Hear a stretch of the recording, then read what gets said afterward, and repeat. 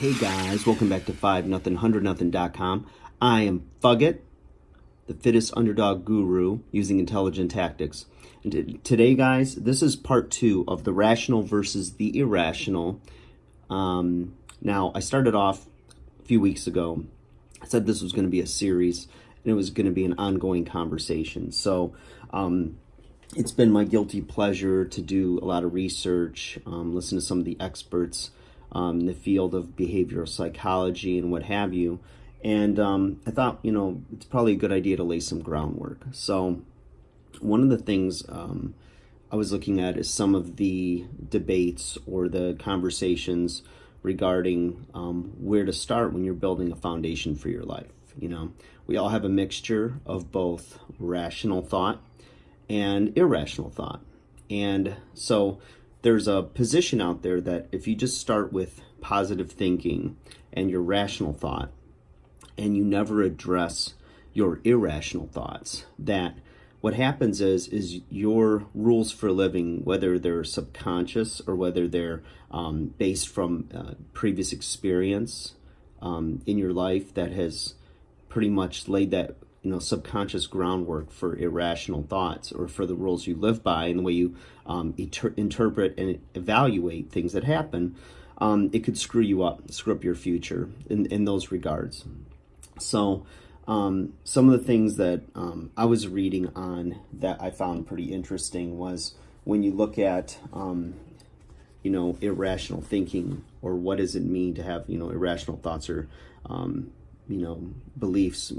And a few of the things that I found were pretty interesting about irrational thinking is that it distorts your reality or causes misinterpretation. And it involves, some illogical ways of, evaluating things like yourself, the world, etc.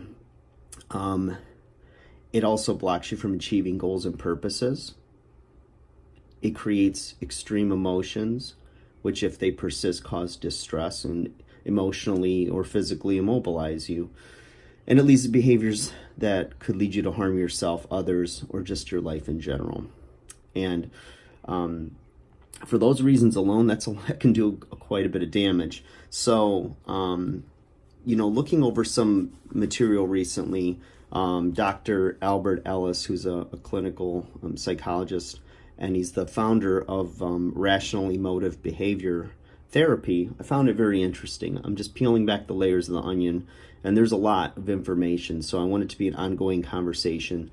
So this being part 2, but looking at your your irrational versus your rational behaviors, and or thinking, I thought to lay that groundwork, talking about how what the negative effects of the irrational are, and then what are of course the benefits of rational thought or behavior.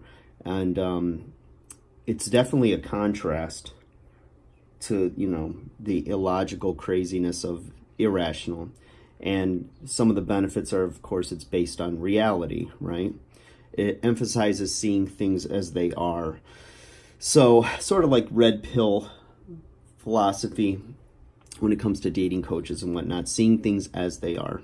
Not necessarily being negative, but seeing it as they are. Keeping things in perspective and, helping to create or achieve your goals and your purposes, creating emotions that you can handle, and helping you to behave in ways that are going to promote and aim at your survival. Maybe emotional, maybe real survival.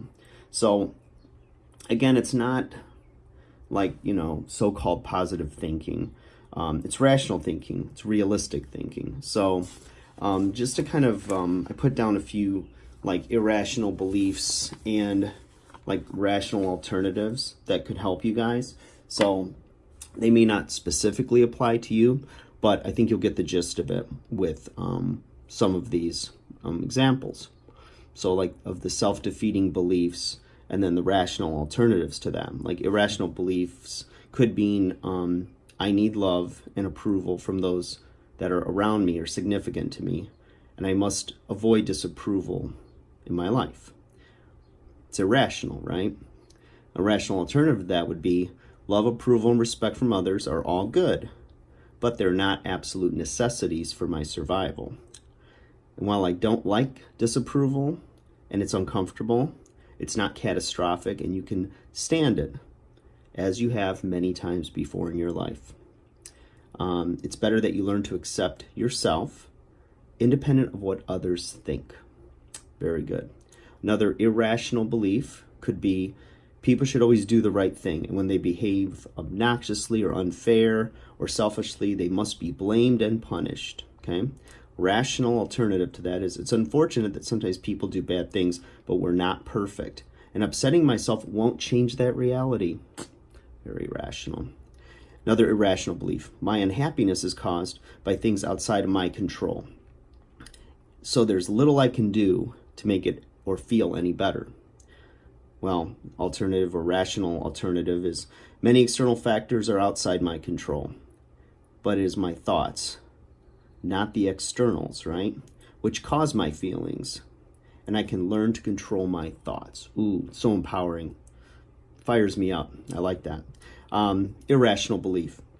I must worry about things that could be dangerous, unpleasant, frightening, or otherwise they might happen. Okay? Rational alternative. Worrying about things that might go wrong will not stop them from happening. It will, though, ensure I get upset and disturbed right now. And last one, you guys. Irrational belief. I can be happier by avoiding life's difficulties, unpleasant, and responsibilities. It's irrational. Rational alternative to that. Avoiding problems is only easier in the short term. Okay? Putting things off can make them worse later on, and it also gives me more time to worry about them. So, just wanted to put another layer on our discussion here. Part 2 in the can. Like, share, subscribe, comment below. Let me know your thoughts. We'll have a third installment soon. Hope you guys enjoyed. Take care of my undersized underdogs, and I'll talk to you again soon. Peace out.